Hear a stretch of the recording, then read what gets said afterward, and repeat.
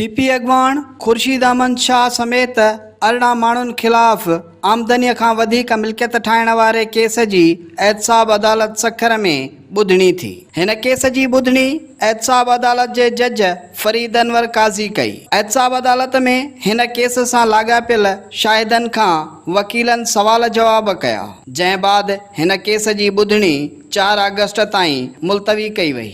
एहतसाब अदालत में हाज़िरी बैदि अदालत ॿाहिरां खुर्शीद अहमद शाह मीडिया सां ॻाल्हाईंदे चयो त मुल्क जूं मौजूदा हालतूं इंतहाई ख़राब आहिनि। को हिकु फ़र्द न पर गॾियल कोशिशुनि सां मसइला हल थी सघनि था। हालात हैं आज, मैं समझता हूँ बहुत ही गंभीर, बहुत ही परेशान कन और रियासत के लिए बहुत बड़ा चैलेंज है। खुर्शीद अहमद शाह एहतसाब अदालत ॿाहिरां ॻाल्हाईंदे चयो त इलेक्शन में धांधली थी त नतीजा बहितर न निकिरंदा। हुकूमत कोई ऐसा कदम उठाती है कि इलेक्शन में धांधली करने का प्रोग्राम है उनका, तो ये बड़े अहमक लोग होंगे और रियासत को बहुत बड़ा नुकसान होगा। हुन एहतसाब अदालत ॿाहिरां ॻाल्हाईंदे चयो त पेट्रोल मुल्क जे तारीख़ जे बुलंद तरीन सतह ते पहुतो आहे। चांवर ऐं कणिक ॿाहिरां घुराया पिया वञनि।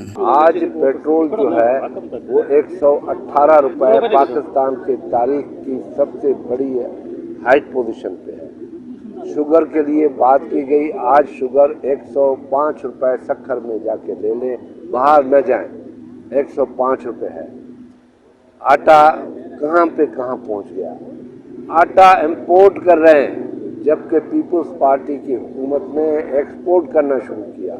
याद रहे त खुर्शीद अहमद शाह ऐं संदसि घर भातियुनि समेत 18 माण्हुनि ख़िलाफ़ 1 अरब 23 करोड़ रुपयनि जो रेफरेंस दाख़िल आहे, जंहिं में खुर्शीद अहमद शाह ऐं संदसि पुटु फ़ारूक शाह गिरफ़्तार आहिनि, जॾहिं त ॿिया जवाबदार ज़मानत ते आज़ादु आहिनि। कैमरामैन रज़ा लगारीअ सां गॾु नज़ाकत जतोई, सिंध टीवी न्यूज़, सखर।